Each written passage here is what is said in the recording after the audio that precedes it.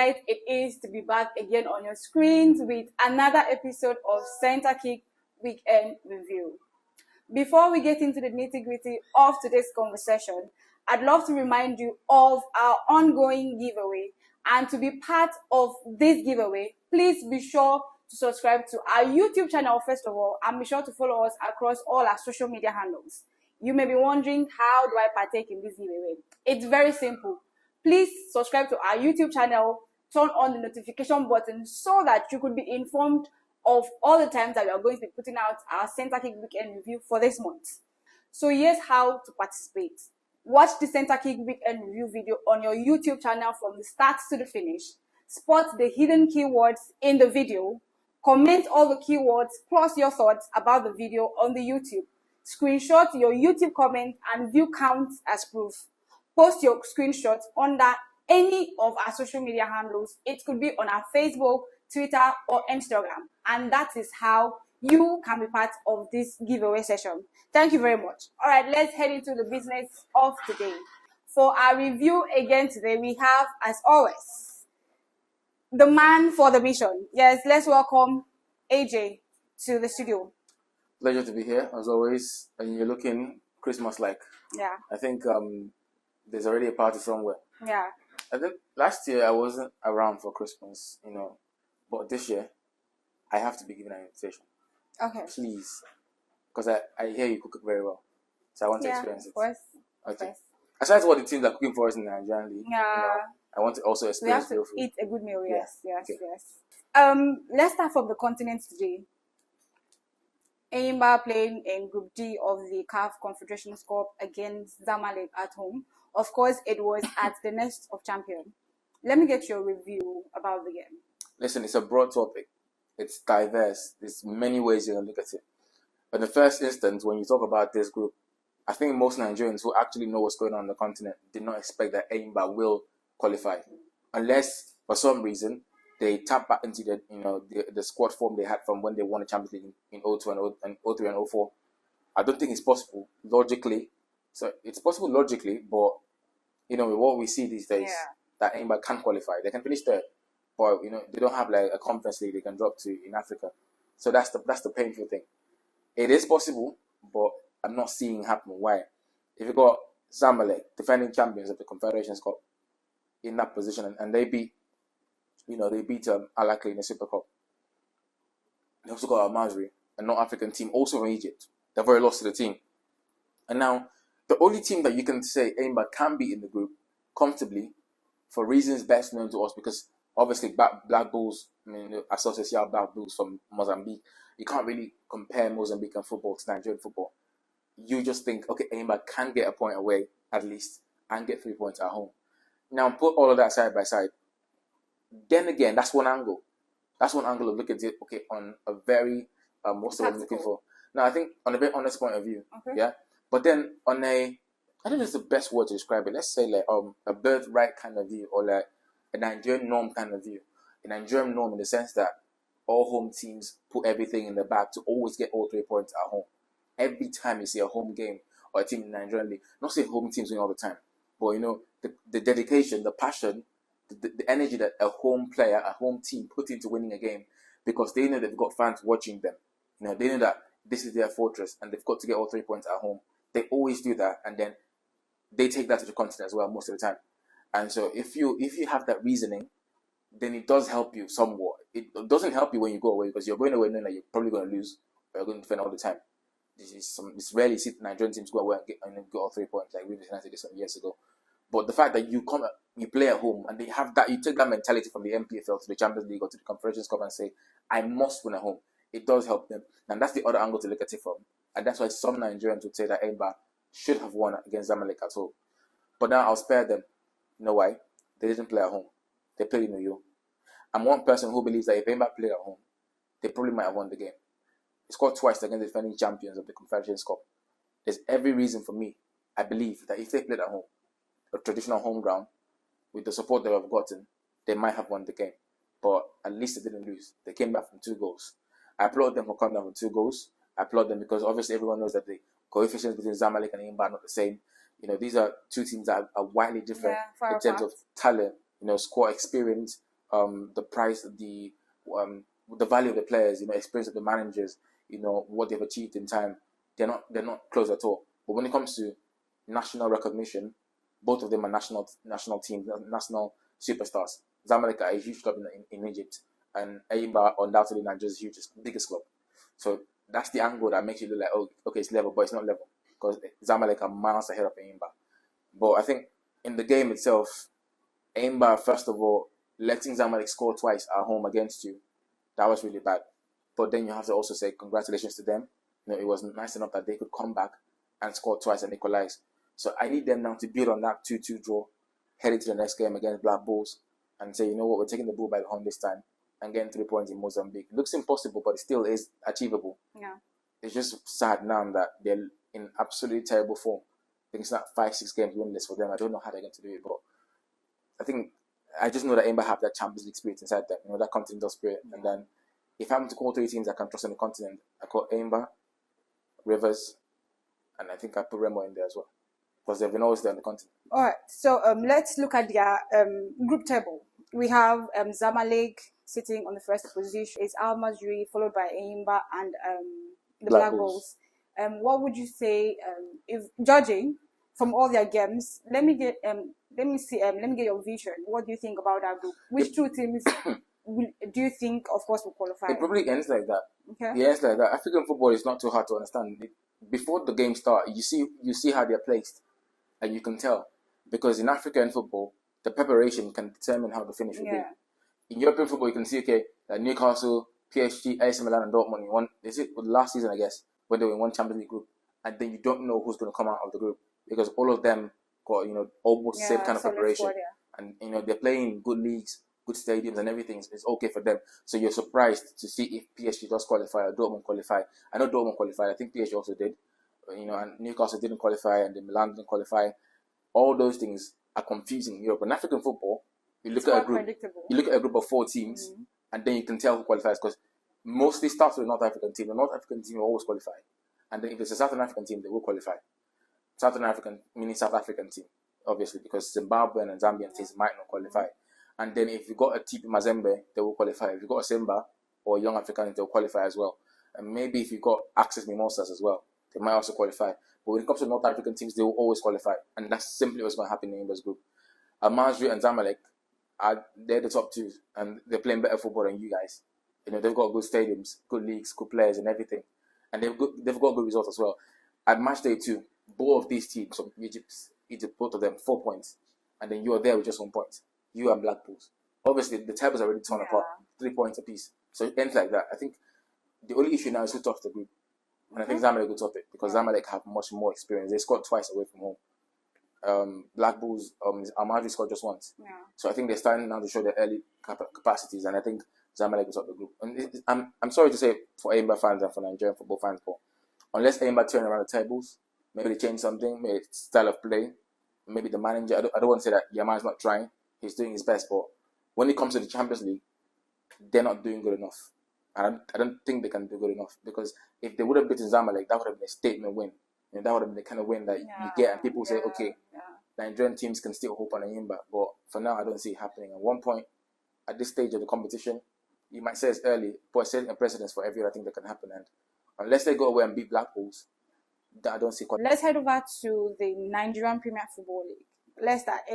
We witnessed the match day 16. Let's start with Nasarawa United playing against Lobby Stars at home. It ended in a win for Nasarawa United 1-0. The thing about Lobby is that they just confuse people. They play well at home, and then you want to take their home form and judge their normal form. It doesn't work like that, because I think this is back-to-back defeats now for them on the road. And it's just honestly plain.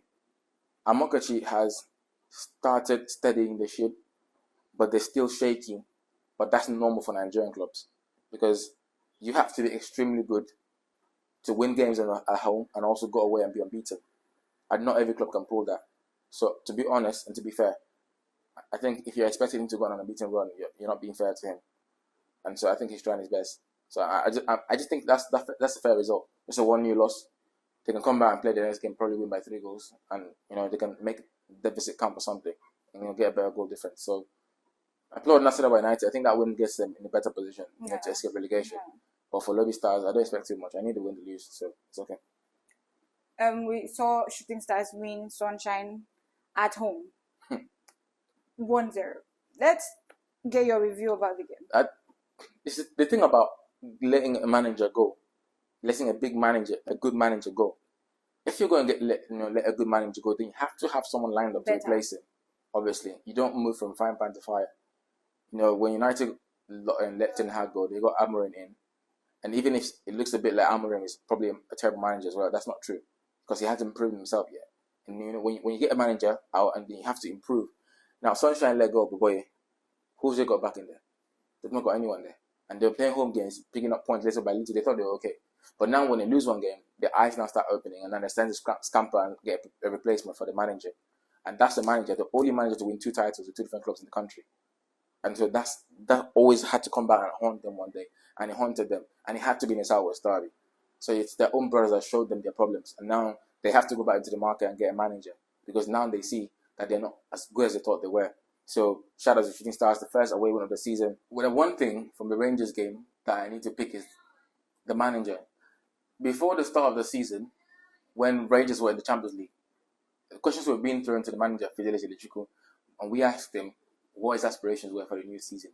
And he was hell-bent on the fact that he wasn't going for a league title again. He was like, he's not going to win the title race.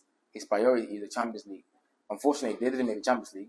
They beat USL Major, but they couldn't beat Sagrada Esperanza on aggregate. So that aside, now they're back in the league. And even when you ask him again, what's the motive for the season, he's going to be like, they're not in the title race. They just want to get in a safe place and just see what that comes to the season. It's more like what the Chelsea fans are doing. And if you ask a Chelsea fan, what's the motivation, what's the motive for the season, and they'll tell you they're not in the title race. They just want to get a top 4 finish, and probably build the team as well. And that's what Electric is doing. But the question is, how could you not beat the title race and you're third on the table and just 4 points behind the team? 2 points. 2 points now. Yes, 2 Rangers. Yes. 2 points, and you're not in the title race. Nobody's falling for that. If Remo or River slip up, you're going top. And you can't tell us you're not in the title race when you're top. So I think everyone in the league should actually... Still got eyes, yes. No, I'm not talking about eyes. Everyone in the league should actually... should be ashamed of themselves. Because he was 10th and saying he's not in the title race. And now he can be top next weekend and then be the title race. And the thing is, when Rangers go top, it's going to be so hard to get them down there. Because when they were top last season, they stayed top and the league finished and they won it. And I don't think, with the form they're in right now, 9 games unbeaten, I think just 1 loss in 12 or 13 or even more than that. It's going to be so hard to get them down from there. And I'm going to be the one person that's going to say, if they win the title again, I'm all in support of it because the team has a shape, a good manager, squad strength and size, and support. All they don't have is that perfect home ground because CAF didn't let them play in the cathedral. And I think if they can get that, then they will be one of Nigeria's best teams in the continent because what we have now, the People's Elephants are suffering. That's my analogy and my assessment on Rangers. Kano Pillars beat Casina 1-0 at home. The major talking point in the game is that they didn't have Rabiu Ali and Ahmed Musa, but they still managed to get a 1-0 win. Usman Abdallah talked about in post-game that they didn't have both of them. The fans were disappointed that both of them didn't start, but they still had 3 points. I'm also happy that the game ended and nobody fought or anything because that was a derby game. Very tough derby.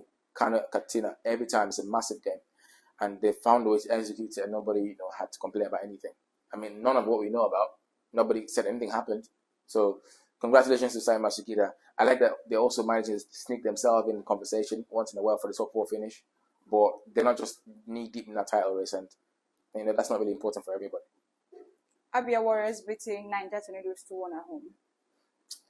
I'll be honest with you. I don't know what Warriors are doing anymore. They win at home, they lose away. They draw at home, they lose away. They win at home, they draw away. And then different match result every new match week.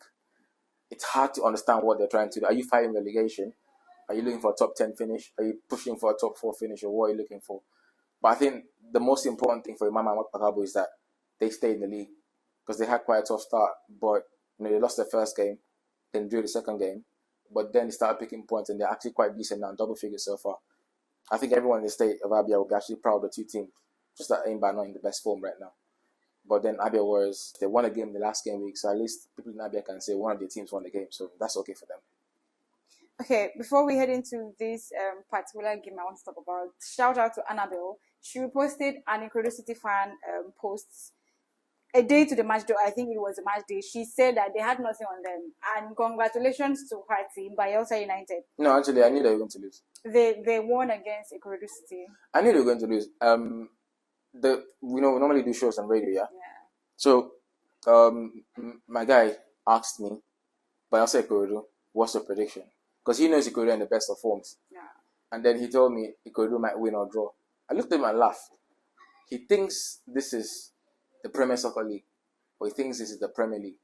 In as much as I'm not making it that the league is bad, your form is your form. It's good. It's your credit. But there are places you go to, your form doesn't count for no reason.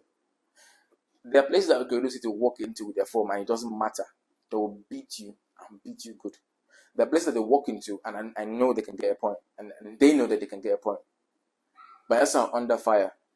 But they were under fire, and then ever since the ultimatum came, the form just went up, and then ever since then they've been playing the best football on the Ladamboso. The team's now clicking together. You can't walk in there and say you're going to go beat them. It's not possible. They could have lost by more goals. They played, yes, I give them credit. They played well, but I knew they were going to lose the game. It just took a while for the goal came. And also, speaking of which, Bayelsa United quoted Ikorodu's tweet. Said, "Good luck," something about safe journey back to Lagos. And I obviously know that when they go to Lagos, they might probably go lose the game. And that's banter for later. But I knew they were going to lose the game. And maybe once in a while, I just put them in the tracks. Just shift them down a bit. Because Lagosians now think that Ikorodu actually have a chance to win the title. Everyone has a chance to win the title, but you don't do that this early. Actually, do Man United. It could always go down south, big bad. So, and they know their heads are not up in the sky. So they obviously knew that they just want to get points that can keep them from relegation. And so I knew that they were going to lose, and they lost. Remo Stars beat up El Kanemi Warriors 2-0 at home. You said beat up, like they beat them like thieves. Yeah, kind of 2-0. Academy Warriors, when they were playing for the Confederations Cup, they used Remo's home, for the preliminaries. But they got knocked out in the first round to Daja of Benin Republic. So that's not new ground for them. Most of their players were at the Chan team at their training. Remo will always be Remo. They'll always have that difference in them. The team is good. The players are quality. And, they've got a good facility as well. So I knew they were going to lose. The challenge is always how many goals are they going to lose by. Okay. So I thought it was going to be a slim score, one new scoreline, but it was 2 goals. It could have been more as well. But I think positive thing from the game is that they didn't lose scandalously. One thing I know about El Kanemi is that their bounce back story will be impressive, and the next game they play at home, they'll win in a very convincing manner. Yeah. So let's watch out for that one. And just to remind us, yes, we had 9 games out of 10 because Kwara United and Enyimba was postponed. Yes, they're in the continental game, so that match had to be postponed. It was just like a day or the same week that they played their continental game. Let's talk about the last game for the match day 16. We saw Aqua United against Bendel Insurance. 2 relegation fighting teams ended in a draw, 1-1. Before I get a review, I am going to say this, that I was quite disappointed. Oh, you're disappointed? I was so disappointed because these are 2 relegation fighting teams. I was expecting a bit of hunger from both teams, but I didn't see that. I heard a side comment that the game looked like it was 2 relegation teams playing. Let me tell you something. There was hunger from Bendel. Let's be fair. There was hunger from Bendel. The thing you don't want to say, you say it. There was hunger from Bendel. I was not impressed with their style of play. I was not impressed at all. And somebody made a side comment. I was trying to say that. I will leave English and answer it. Style of play where they almost beat you. Do you know what it means that Aqua drew the game, but they could have lost it? They should have lost it. Yeah, I know that. Now, what do you mean by you were not impressed with Bendel? I was not impressed. If I'm going to be very honest, now I'll give you the floor. But according to somebody's comment, he said that he can see why those teams are both in the relegation zone. Let me get your honest review about the game. Where do I start from, ladies and gentlemen, people of the press? Baba Ganara has resigned. I was in Enyimba, but I said, Inshallah, I will be there. And I was there. Okay. First of all, it's when Nigerian coaches are about to be replaced, I am so sick of it. You cannot tell me in this country I am in that a Nigerian will willingly resign. It is not possible. I don't like politics, but we all know politics. Which Nigerian politician has resigned from his position on his own? Can you name one? In the last how many years? You want me to believe that the man, he did not resign. The first thing that the Akwa management have done this season that is credible is that they've let him go. Now, obviously, if you structure it in a way that you said they sacked him, they will ask you to bring the papers of sack. The thing is, it's a very, how do I put it? It's a childish thing to do. If you sack the manager, tell us you sacked him. Now they say he resigned. I don't believe he resigned. I know they compelled him to resign. Resignation was accepted, yes. By who? Did he write it? Did we see it? Anyway, he's no longer there. I pray the club makes the best decision. I'm not going to go too far on it because the game I saw was completely nothing to write home about. But then, 1-1, at least they didn't lose. Let's hope for a new manager right now. I'm him, the club physiotherapist, is the manager. I'm also hearing from the rumors that Paul Ofo can probably get the job. If they give Paul Ofo the job, I love Paul Ofo. I love the man. But if they give Paul Ofo that job, please, let's move on. We have a team in NNL, Dakar FC. They were able to hold beyond limits to a 1-1 draw. It's not easy to hold beyond limits to a draw at home. So, from all indications, at least there might be another Akwa team in the league next season. So, Akwa can probably get ready for life in NNL. And we can probably look back to Dakar there. So, since nobody wants to be serious, since they think they are doing it to the fans, they'll go to NNL and see if they can come back next season. All right, so that brings us to the end for the match day playoffs 16 years. Let's head over to the NPFL table. As always, Remo Stars, not as always, as expected, Remo Stars went back on top of the table, sharing 7 points with Rivers United at number 2, and then Rangers did a step up. Ikorodu City came down. I apologize for calling you there, but Ikorodu City being in the top 4 sounds like seeing, how do I put it, Arsenal in the top 4 of the Champions League. We know they will not win it, so why are they there? Why is Ikorodu City there? If you want to fight relegation, you want to be safe, come down somewhere that's like 7th, 8th. Let's know who are the big boys. You can't be there and we know that you're not going to make it at the end. So I love what Ikorodu are doing. I just don't like that they're painting it somehow funny. But obviously, that's just a joke anyway. The big boys are in the top 3. And literally everybody in that position, as it is. Wait. I shouldn't start third. No, they're not third. Oh. They're 5th. Wow. And they were saying Benga Gumbo should be sacked. As how? Well, that's what happens when you give a manager time and you trust him. He's doing it again. I don't know why this happens every time in the Nigerian league. The scripts are easy to read if you know the league.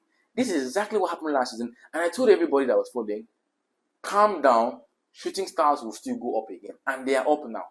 Give them 3 match weeks, they'll be in that top 3. And don't be surprised, take my word for it, you can cut it and keep it.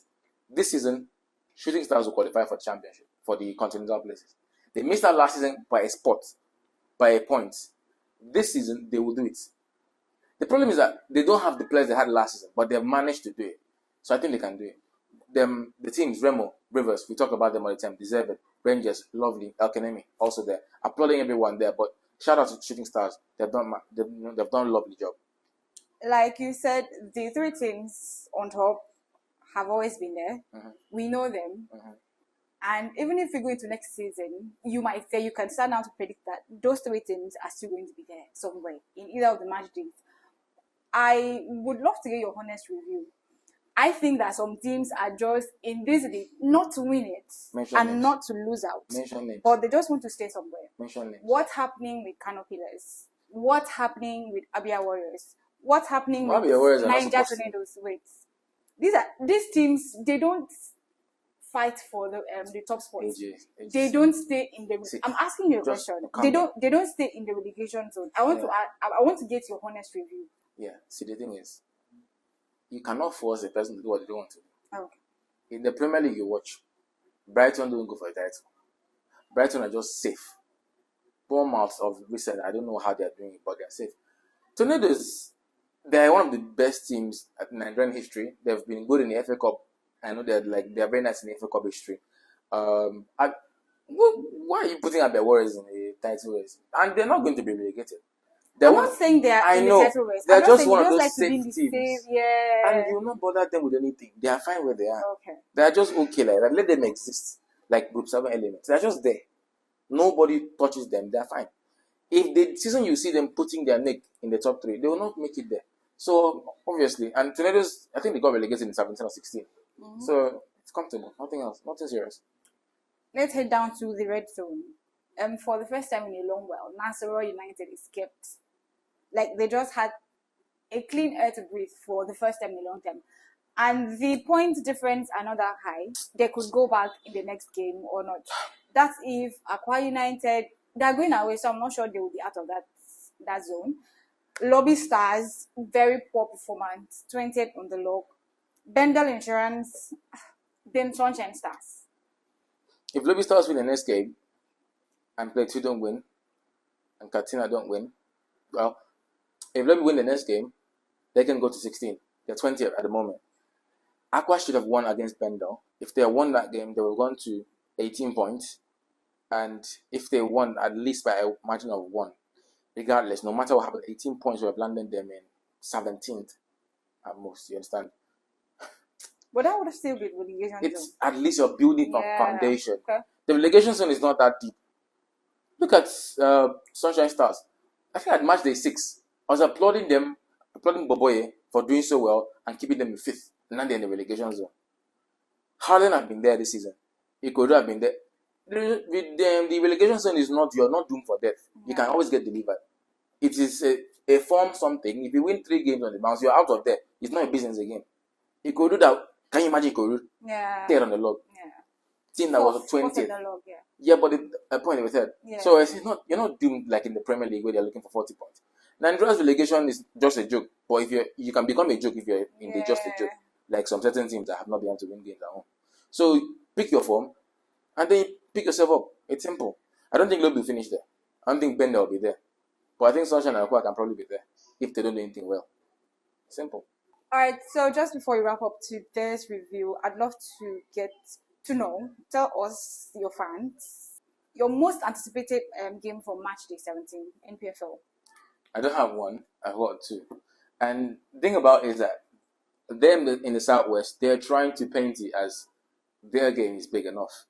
Never falling for that. Remo against Ikorodu.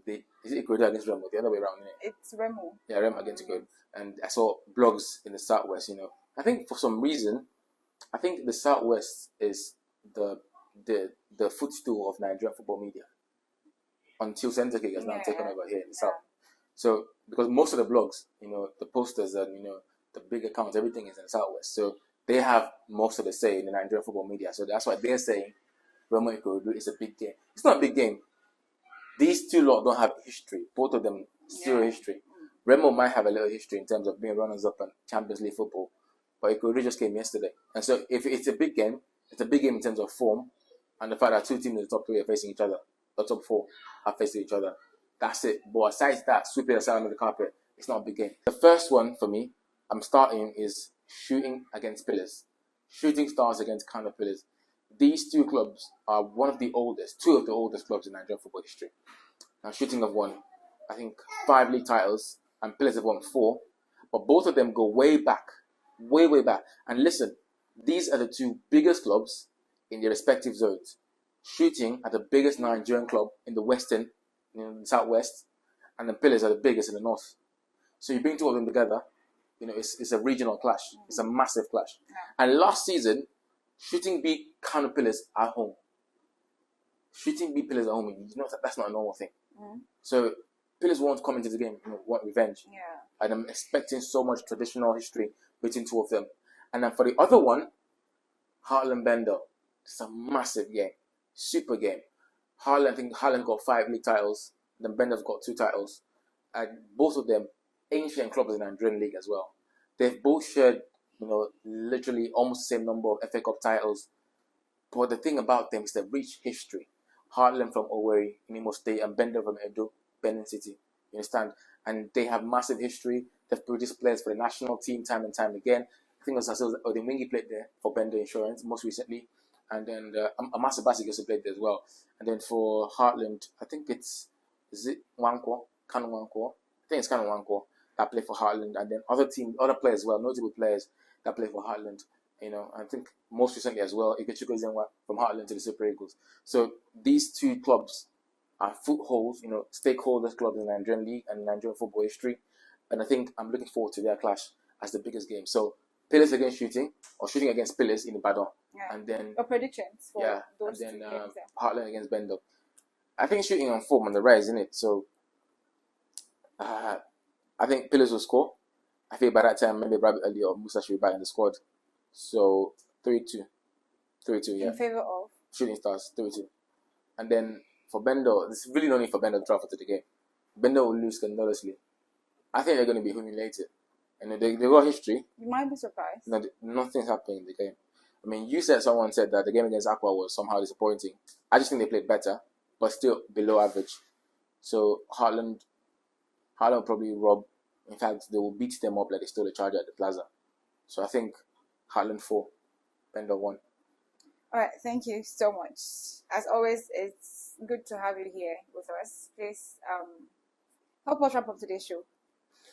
Been waiting so long to do this, and I'm not going to say it's been a pleasure doing this with you. I'm going to do it my way, okay? Please do. I'll do it my way. Thank you everyone for thank watching, and of course, as always, this was CenterKick Weekend Review.